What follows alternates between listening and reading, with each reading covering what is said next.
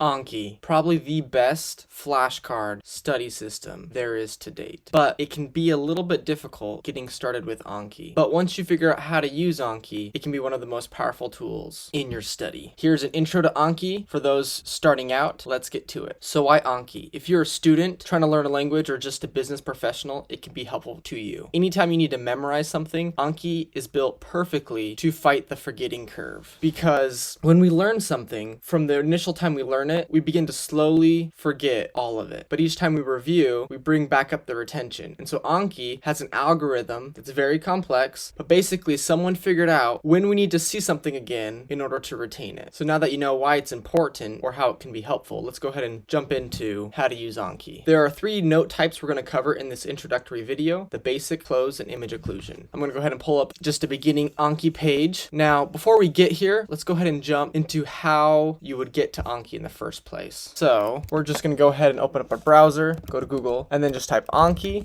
And then you come down here, scroll down, and then you're going to see options for whatever you're using. So if you're a Windows user, go ahead and download the most up-to-date Windows option. If you're a Mac user, go ahead and download this one. We're using Mac, so that's what we're going to be using here. Download, go through those steps, and now you can meet me here. So here's a default page. There are a few things here that you may not have. You probably don't have the background, but just ignore that for now. I'm going to teach you how to add a flashcard. So go ahead up here, click add. So here it started as image occlusion, but we want to start with the basic. So go ahead and choose basic. So now this is your typical front and back flashcard. So you could say, what is my name, for example, on one side, and then on the back side. And now, if you were to preview that card, this is what it would look like on the front and the back. And then you would just click add, and then it would add that flashcard. So then if you were to come back, there you have it. You have your flashcard, you'd review it, what is my name, there it is. And we'll do another video on customizing this. But as far as using your keyboard, again, is usually 1, hard is 2, good is 3, and 4 is easy. So you just click those numbers on the keyboard and that'll answer it for you. Or if you have a mouse, you can just click, again, hard or good, or spacebar automatically does good. So sometimes if you're doing a lot of flashcards, you can just smash that spacebar repeatedly.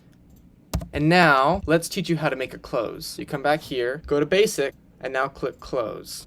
What this is going to look like for close is you would pick a statement in something you need to remember, maybe from your textbook or a piece of information. So let's do an example. Let's say we wanted to remember total new cards due today, and that was a statement we needed to remember.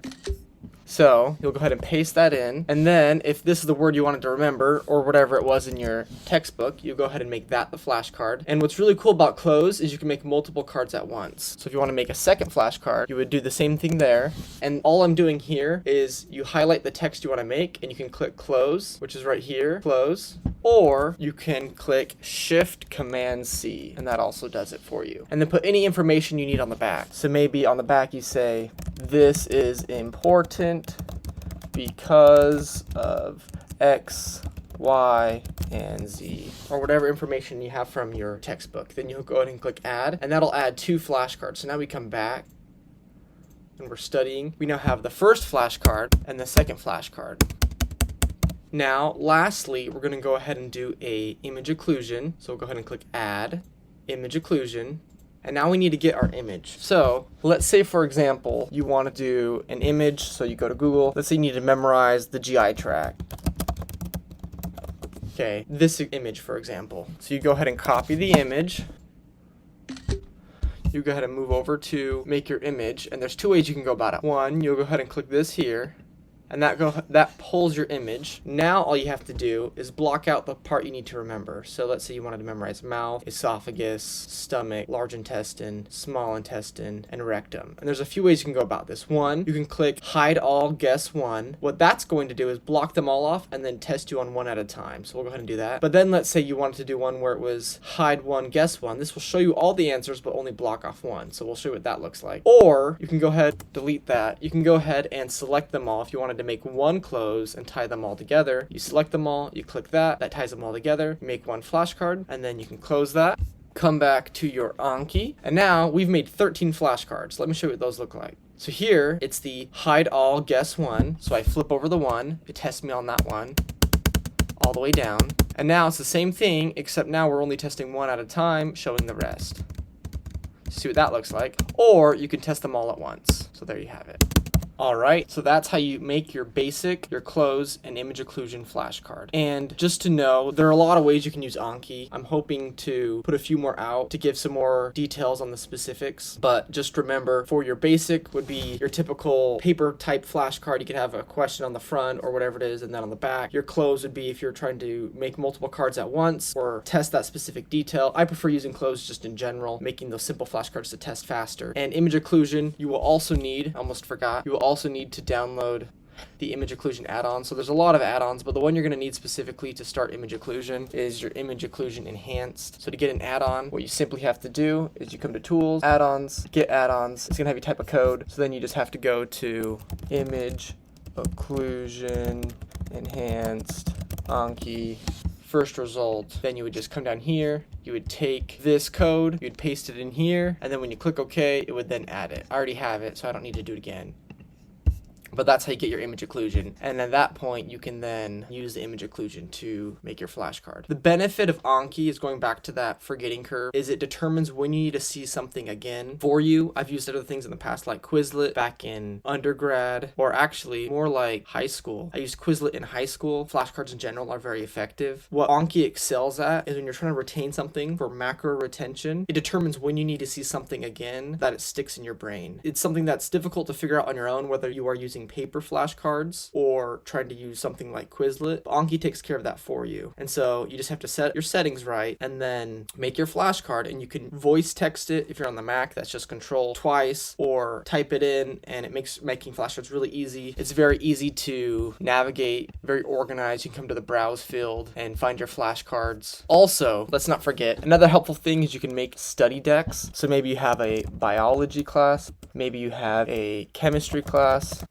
and maybe this is for your semester 1. And to organize them, you'd simply have to drag them in there, and then you have them organized by class, by lecture. Really easy. You could have them all in the same deck that you studied together, and then you can adjust your settings accordingly. Let's go ahead and go over some of those settings while we're here.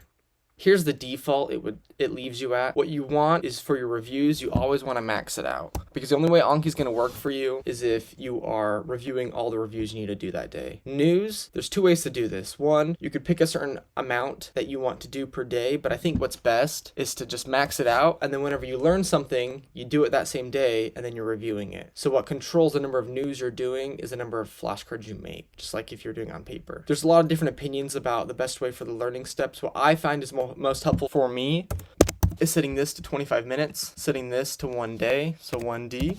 And why I think that's particularly helpful is if I don't know something, I click again, I see it back in 25 minutes. I feel like if it's too short, 10 minutes, sometimes your short retention is easy to just recall that, but it doesn't really stick. But if I can get something right, and I haven't seen it in at least a half hour, then it moves out to a day. And if I can get something at the day mark, then generally I know it. And then changing the graduating interval to 3 days. So what that looks like is you see a flashcard, you get it wrong, you see it again in 25 minutes, you get it right, you see it again in a day, and you get it right the next day. So if I can remember something, get it right the next day, then it's gonna move out 3 days. And then at that point, the Anki algorithm will take care of when you're gonna see it next. You click easy on something, it moves it out 4 days. So it moves out a lot faster. So it doesn't go through this 1 day, 3 day, you just click easy, moves out 4 days, and it also adjusts how often you see the card. So it's built to when cards you get right or are easy, you see less often. Cards that are good or hard, you see more often. And so the algorithm really takes care of how often you need to see stuff. This, you can keep it random or sequential, just depending on your preference. I usually do random. Relapses, I like to make this also 30 minutes. I like to bury siblings. You might not know what siblings are, but when we did the close and we made the 2 different flashcards, those are considered siblings. And so I like to bury siblings because sometimes I'll get the second close right just because I saw the first one the same day. But what this will do is the first day it'll show you one of the 2 closes, one of the 2 flashcards, and the second day it'll show you the other one. And that way you get better macro long-term retention. Don't worry about this right now or this. This is just specific to my exam. This right here, this number, you don't want to adjust. This, you can max it out or just keep it to about when your test period is. This, you want to set to 1. This is just what my current settings are for my particular goals. Oh, sorry. This is fine. This you want at 1.3. This keep at 1. These are the general default settings, and they are totally fine how they are. You can leave it as it is.